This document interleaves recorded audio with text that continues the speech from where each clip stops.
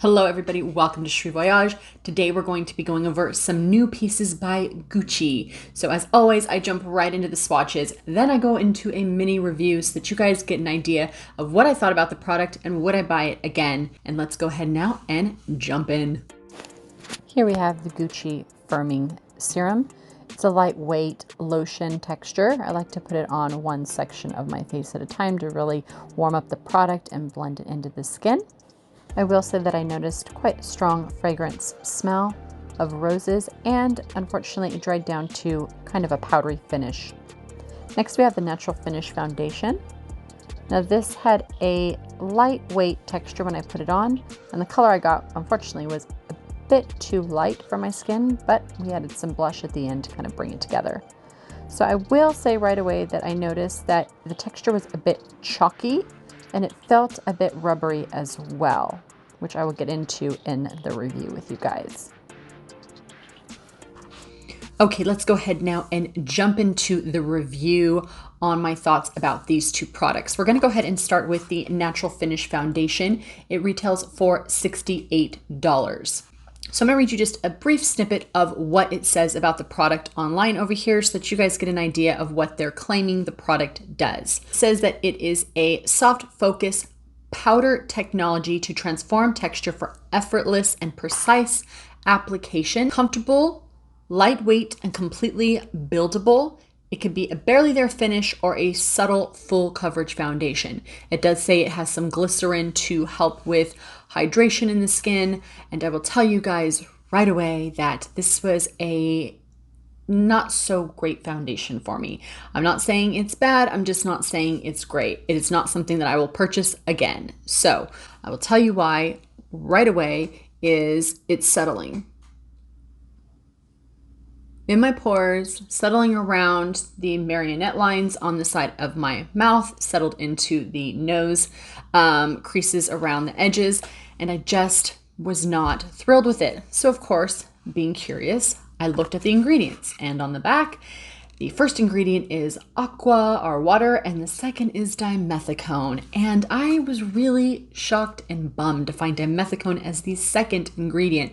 It's such a filler product to me. As a makeup artist for 24 years, I personally don't like it, not only on myself, but I don't like it on my clients. And that is because it usually settles into areas that are not something that most people want to highlight. Pores, texture, lines, fine lines, deep lines, even those who are a little more oily or have acne, I find that although it will roll nicely onto the skin, it will also bunch and gather a bit.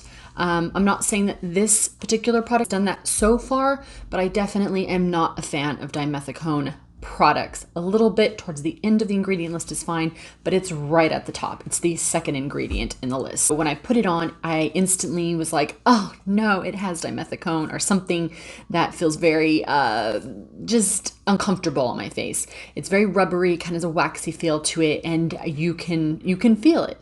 But as always, I say to you guys, try it out, see what you think. If you guys love it, let me know. Just definitely a personal preference is a no-go for me. All right, let's go ahead and get into the primer. Okay, next we have the Silk Priming Serum, and it retails for $59. Once again, I'm gonna read you guys just a snippet of what the product claims it does online. It says that the Silk Priming Serum has been meticulously crafted to harness, reveal, and perfect the distinctive qualities of the individual. It's good for all skin types. It plumps the skin, glides on effortlessly, and it can be worn alone or of course with the Natural Finish Foundation. All right, so let's go ahead and get into my thoughts on this. Once again, the same problem as the foundation for me. It has dimethicone as the second ingredient. And not only that, it smells so strong a fragrance. I don't have a huge aversion to having a light, clean, relaxing scent as long as it's minimal in my products. But this smells like I put perfume on my face. Very fragrant. It's very waxy and rubbery, similar to what I just spoke about in the foundation. So there's not much more really to say other than it's also a pass for me. It went on really nice and it felt very light and cool and like a lotion. And then as I started to blend it in, that dimethicone feeling started to come into play.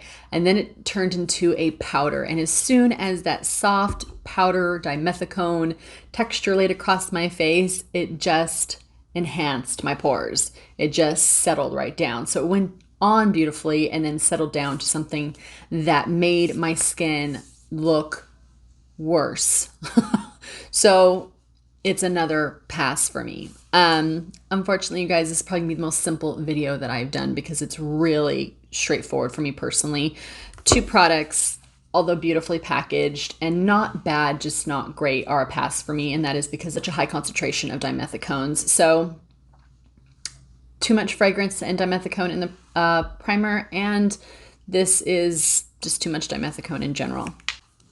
So although the foundation and the primer weren't my favorite, I absolutely love their lipstick. I love the highlighter and I love the mascara. So I'm going to go ahead and do the video right now, and I will see you in the next video. Bye.